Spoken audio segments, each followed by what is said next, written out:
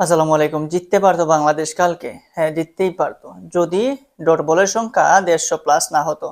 একটা ম্যাচে যখন 54 এর মতো ডট বল থাকে তখন তো আপনি কতটা কাভার দিতে পারবেন? আপনি দেখবেন যে ১৫৪ টা ডট বল যখন গতকালকে বাংলাদেশ এবং ওয়েস্ট ইন্ডিজের ম্যাচের মধ্যে ছিল, তখনই বুঝা যাচ্ছে যে আসলে ম্যাচটা কোন পর্যায়ে যাবে। ১৫৪ টা ডট বলের মধ্যে যদি ৫০ টা সিঙ্গেল আসতো তাহলে রানটা হতে পারতো ৩২০ কিংবা ৩০।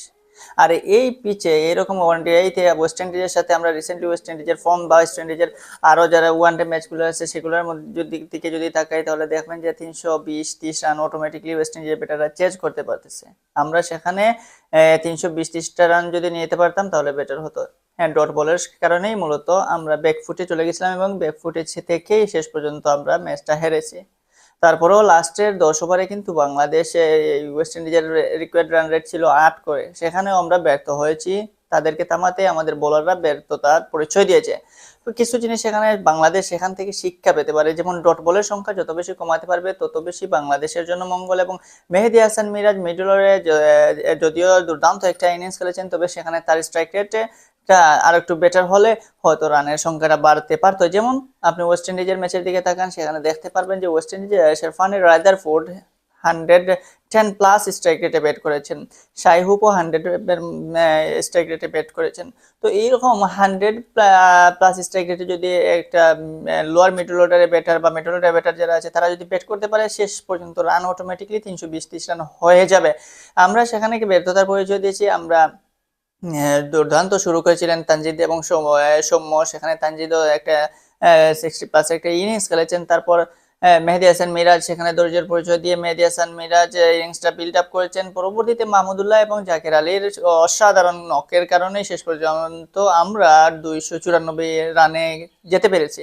সেখানে মাহমুদুল্লাহর শেষ ইনিংসটা ছিল একদম একদম আলাদা। সেই মাহমুদুল্লাহর ইনিংসের কল্যাণেই বলতে হবে আপনি এত রান পেয়েছেন। এবং জাকের আলী যাকে পরবর্তী ফিনিশার কিংবা মাহমুদুল্লাহ রিয়াদে রিপ্লেস হিসাবে টি-20-তে এই মুহূর্তে খেলছেন এবং টেস্টেও তিনি ছিলেন ধারাবাহিক, সেই আলোকে ওডিআইতেও তিনি তার দেখালেন সেই সেরা ইনিংসটা। 46 রানের ইনিংস খেলেছেন, তবে সেখানে তার বিশাল বিশাল ছক্কাগুলো নজর কেড়েছে। তো এসব দিক বিবেচনা করলে বাংলাদেশ এবং এই ওয়েস্ট ইন্ডিজের লোয়ার মিডল অর্ডার এবং মিডল অর্ডারদের স্ট্রাইক রেটের কল্যাণের কারণে কিন্তু ম্যাচটা শেষ পর্যন্ত বাংলাদেশ হেরেছে।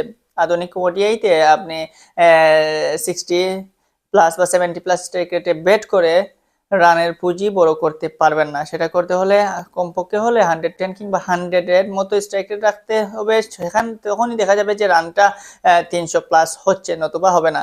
আরেকটা জিনিস, বাংলাদেশ এখানে একটা লেফটি অর্থোডক্সের অভাব খুবই ভালোভাবে টের পেয়েছে। সেখানে সাকিব আল হাসান নাই, সাকিব আল হাসানের রিপ্লেস হিসাবেও কাউকে লেফটি অর্থোডক্স হিসাবে স্কোয়াডে অন্তর্ভুক্ত করা হয় নাই। সেখানে আফিফ হোসেন রয়েছিলেন, কিন্তু আফিফ হোসেনকে দিয়ে মেহেদী মিরাজ ক্যাপ্টেন বোলিং করানো নাই, সেই সাহস পান নাই। কিন্তু আমরা যদি সেখানে সাকিব আল হাসান থাকতেন তাহলে ভালো একটা অবস্থানে নিয়ে যেতে পারেন। কিন্তু বা সাকিব ছাড়াও যদি আমরা সেখানে আজকে নাসুম আহমেদকে রাখতাম তাহলে হয়তো নাসুম আহমেদের 10টা ওভার খুবই এফেক্টিভ হতো এবং সেখানে ইকোনমিক্যাল দিক থেকে নাসুম আহমেদ অনেকটা আটশাট বোলিং করতে পারেন। এবং সেখানে টি-20তে আমরা দেখেছি তিনি উইকেটের চিন্তা না করে কিভাবে ইকোনমিক্যাল বোলিং করা যায় সেই দিকটা বেশি ফোকাস করেন নাসুম আহমেদ। সেই হিসাবে কালকে যদি ম্যাচটার মধ্যে যদি একটা ব্যাটসম্যান কমিয়ে, যেমন আফিফ হোসেনকে কমিয়ে যদি সেখানে নাসুম আহমেদকে তোলা হতো তাহলে হয়তো রান এই যে ২৯৪ বা ৯৫ রান হয়েছে সেটাও ডিফেন্ড করা যেত। সেখানে মেহেদী হাসান মিরাজ 60 প্লাস রানের মতো দিয়েছেন 9টা ওভারে। তাসকিন আহমেদও ছিলেন মোটামুটি খরুচে, এভারেজ খরুচে। তানজিম সাকিব ভালো বোলিং করছেন, রিশাদ হোসেনরা এভারেজ বলা যায় যে 5-6, এটা এভারেজ বলা যায়। কিন্তু আরে একটা বোলারের অভাব আমরা ভুগিয়েছে এই টিমকে। ২৯৫ রান আমরা ডিফেন্ড করতে পারি নাই। মেহেদী হাসান মিরাজ সৌম্য সরকারকে দিয়ে 2 ওভারও হাত গোনান। সেখানে 2 ওভারে সৌম্য সরকার একটা উইকেট পেলেও 24টা রান দেন, মানে বা 2 ওভারেই যায় তার 24টা রান।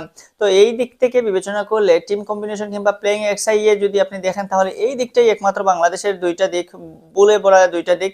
সেখানে হচ্ছে বাংলাদেশের মিডল অর্ডার বা লোয়ার অর্ডার ব্যাটারদের স্ট্রাইক রেটটা আরো বাড়াতে হবে, বা টপ অর্ডার যারা রয়েছে তাদেরও স্ট্রাইক রেট আরো বাড়াতে হবে। এবং কালকে যে একটা লেফটি অর্থোডক্সের অভাব সেটা খুব হেরে হেরে একদম বোঝা গেছে এবং একটা লেফটি অর্থোডক্স হলে বাংলাদেশের ম্যাচটা কালকে জিততেও পারতো, সেটা আসলে সবাই বুঝে গেছে। এবং সেখানে আফিফ হোসেনের জায়গায় যদি নাসুম আহমেদ থাকতেন তাহলেও ভালো হতো। আফিফ হোসেন বর্তমানে ফর্মে নাই, তারপরেও আফিফকে দিয়ে ট্রাই করা হচ্ছে, যেমন সেই হিসাবে আমি মনে করি আফিফ যেভাবে ব্যাটিং করছেন বর্তমানে তার চেয়ে বেটার ব্যাটিং নাসুম আহমেদ করতেছেন। তো সেখানে নাসুম আহমেদকে যদি রাখা হতো তাহলে 10টা ওভারও পেতো, সাথে টুকটাক 20-25টা রান অটোমেটিকলি নাসুম আহমেদ করে দিতে পারতেন। তো এত লম্বা ব্যাটিং লাইন আপের চেয়ে এরকম পিচে আমরা যদি বোলিং এর দিকে একটা অকেশনাল এক্সট্রা বোলার নিয়ে খেলতে পারি সবে, সেখানেই কিছুটা হলেও বাংলাদেশ জয়ের দেখার একটা আশ্বাস পেতে পারতো বা জয়ও পেতে পারতো।